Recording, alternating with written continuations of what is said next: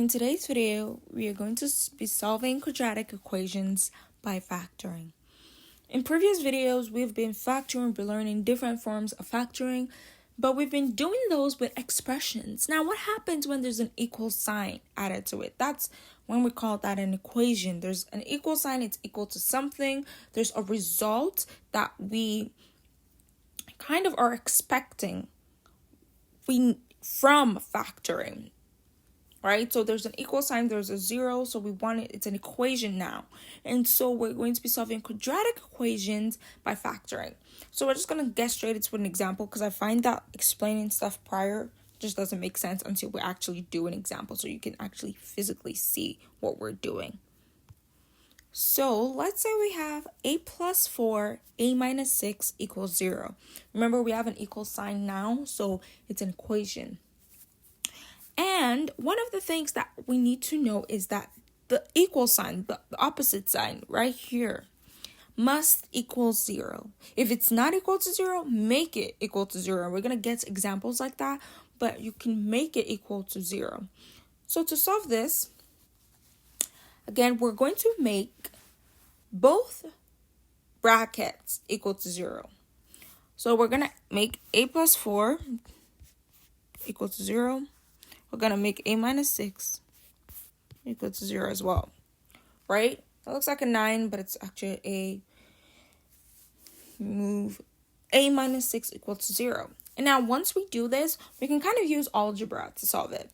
So we're going to, move like terms to the same sides, and we're trying to isolate a. We're trying to leave a alone. We're trying to, get a alone. And in this, we're going to have two answers, right? One for this and one for this bracket. So again, let's do the a plus 4 equals 0. We're going to take away 4 from both sides. We're going to be left with a equals negative 4. So we're going to be left with a equals negative 4. For this one, we're going to add 6 to both sides, and we're going to be left with a equals 6. Now, these two are our answers. And we're done. It's as simple as that. It's as simple as it gets. Okay, so here's another example. We have 3p squared minus 15p plus 3 equals 3. Now again, this side has to be equal to 0. Remember from the last page what I said. And I said if it's not equal to 0, we can make it equal to 0. And the easiest way to do that is just to take away 3 from this side. Again, that cancels out. But again, whatever you do to this side, you must do to the other. So we're going to take away 3 from this equation as well. Just going to cancel that out. So we're going to be left with a 3p squared minus 15p. So now we can look at this and say, okay, what can we do? We can factor. We can actually take out a like term. And we're going to be left with something else. The like term here is a 3p. Right? Because we can get out a 3p from here. We can get out 3p from the other side.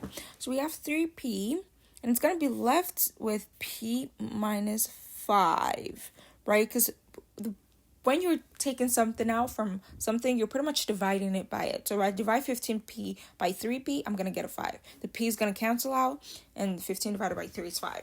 So this is what we have. And remember, this is always going to be equal to 0.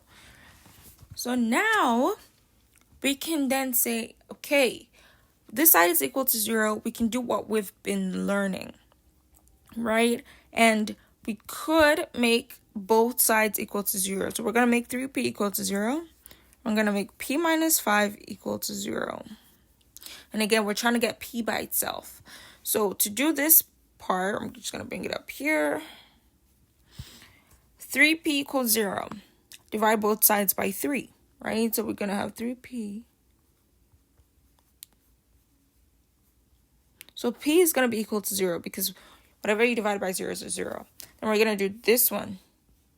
Again, we're going to have p minus 5 equals 0. We're going to add 5 to both sides. So we're going to be left with p equals 5. Both of those are answered, and we're pretty much done.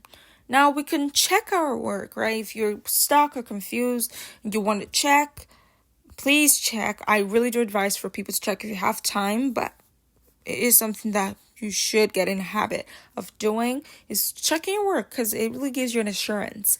So we have two answers, P equals 0 and P equals 5.